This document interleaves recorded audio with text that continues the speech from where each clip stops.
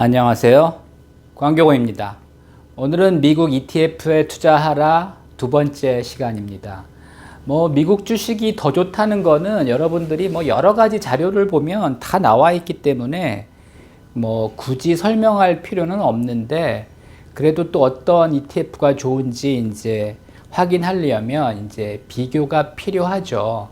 그래서 이제 제가 이제 지난번에 ETF 4개를 말씀드렸는데, 오늘 이제 조금 더 보완해서 말씀드리면, 일단 미국 ETF 중에 DIA가 있습니다. 그래서 이제 다우 존스 인더스트리얼 에버리지, 그러니까 이제 다우 존스 30 종목에 투자하는 겁니다.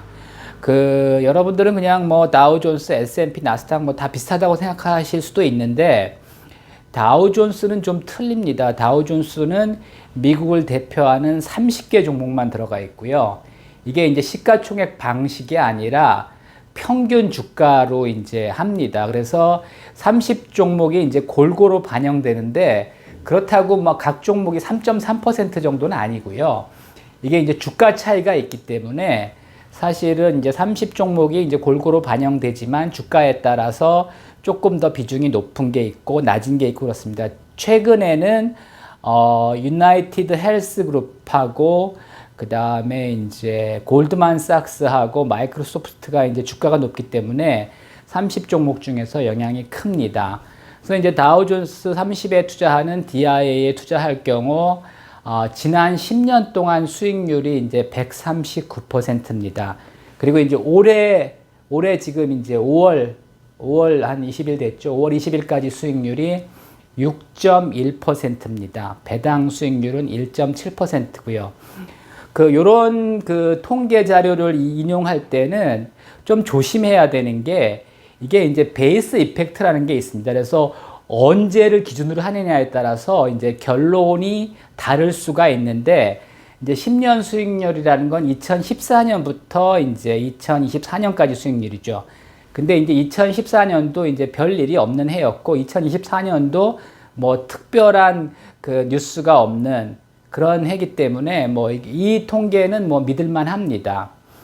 그 다음에 이제 SPY, BOO, 그 다음에 IBB가 있는데, 요거는 셋 다 성격이 거의 비슷합니다. S&P 500에 투자하고요.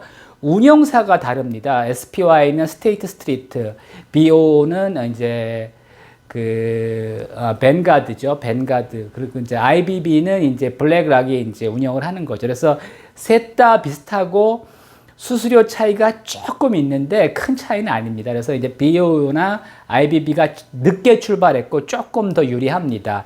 SPY는 더 오래전에 출발해가지고 수수료가 좀 비싼 편입니다. 그래서 미국을 대표하는 S&P 500에 투자하다 보니까 안정적인데, 또 500개 종목이 다 올라야지 이제 이 ETF도 올라가는 거거든요. 지난 10년간 수익률은 17.5%고요.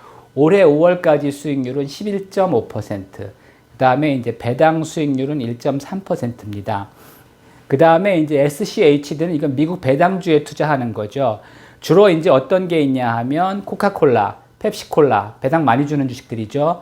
그 다음에 화이자, 텍사스 인스트루먼트, 쉐브론 이런 게 이제 편입되어 있습니다. 그래서 배당을 많이 주는데 주가도 또 꾸준히 오릅니다. 상대적으로는 좀 부족할 수 있지만 113% 올랐고요.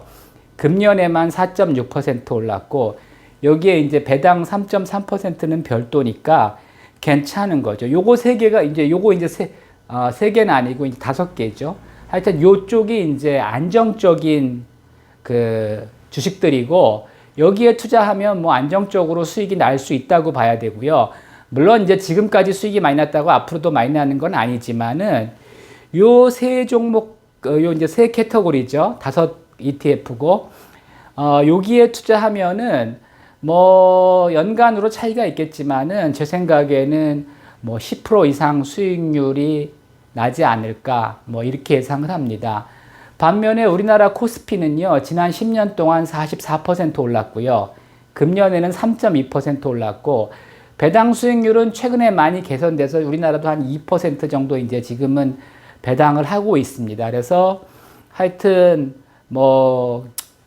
부족하죠. 우리나라 주식들은 하여튼 여러분들 해보셔서 아시겠지만 잘 안 오릅니다. 악재에 민감하고 호재에도 뭐 그렇게 잘 반응하지 않다가 그냥 좋을 때만 몰려가지고 가서 이제 거품을 만들고 또 빠져나가고 그런 시장이 이제 반복되고 있습니다. 제가 24년 전에 2000년에 이제 책을 쓴 적이 있는데 그 책에서도 이제 그런 그 문제들을 많이 지적을 했는데 최근까지 뭐 개선된 게 없습니다. 그 다음에 좀 이제 성장형 높은 수익률을 추구하시는 분들은 QQQ나 SOXX를 투자하시는 게 좋고요. QQQ는 나스닥 100에 투자하는 종목이고 주로 이제 M7, 매그니피센트 7, 뭐 마이크로소프트, 애플, 뭐 엔비디아 이런 거에 이제 투자한다고 생각하시면 됩니다. 10년 수익률은 402%고요. 금년 수익률은 11.1%, 배당은 0.5%입니다. 그리고 이제 그 다우존스도 그렇고 나스닥 100도 그렇고 요게 이제 항상 고정되어 있는 게 아니라 다우존스도 이제 수시로 교체가 되죠. 그래서 이제 지금은 마이크로소프트, 애플, 최근에 이제 아마존까지 추가돼 가지고 예, 그 나쁜 종목은 빼고, 그러니까 퍼포먼스가 안 좋은 종목은 빼고, 그래서 뭐 GE, 화이자 이런 것들이 다 빠졌죠. 그래서 이제 계속 바꾸기 때문에 계속 좋은 종목으로 갈아 끼우기 때문에 사실은 뭐 지수가 올라갈 수밖에 없는 이런 구조입니다. 우리나라 코스피랑은 다릅니다. 우리나라 코스피는 전 종목이 올라야지 올라가는 그런 구조인데 다우존스는 이제 30개 종목만 올라가면 지수가 올라가고요.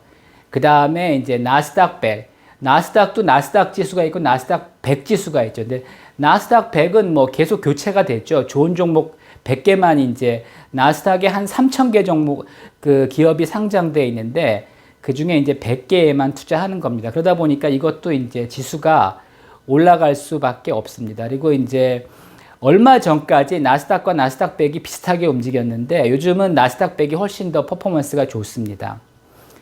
그 다음에 이제 SOXX는 미국 반도체 지수, 필라델피아 반도체 지수에 이제 투자하는 종목인데 여기 이제 주요 구성 종목이 엔비디아, AMD, 텍사스 인스트루먼트 이런 것들입니다. 그래서 뭐 앞으로도 굉장히 유망하고요. 지난 10년간 757% 올랐고 금년에도 21.5% 올랐습니다. 그다음에 이제 배당 수익률은 0.6%입니다. 그래서 뭐 우리나라 기업들하고는 좀 비교가 안 될 정도로 뭐 굉장히 우수합니다. 여기는 안정적이고 여기는 굉장히 퍼포먼스가 좋습니다. 그래서 제가 볼 때 이제 미국 주식에 투자하는 게 맞고요. 그렇다고 이제 개별 종목은 뭐 예상하기가 어렵기 때문에 요즘은 뭐 ETF가 대세입니다. 그래서 하여튼 ETF 투자하시는 게 좋고 저는 이제 QQQ나 SOXX를 추천을 하고요. 실제로 저는 뭐 TQQQ나 SOXL을 투자합니다. TQQ는 QQQ의 이제 3배 레버리지 펀드인데 지난 10년간 수익률이 2152%고요. 뭐 배당 수익률은 1.1%입니다. 근데 이제 요거는 조심해야 되는 게 올라갈 때 3배로 올라갑니다. 근데 내려갈 때는 이제 3배로 내려가는 거죠. 그리고 이게 3배라는 게 뭐 이게 연간 100% 오르면 이게 300% 오르는 그런 구조가 아니라요. 데일리로 3배입니다.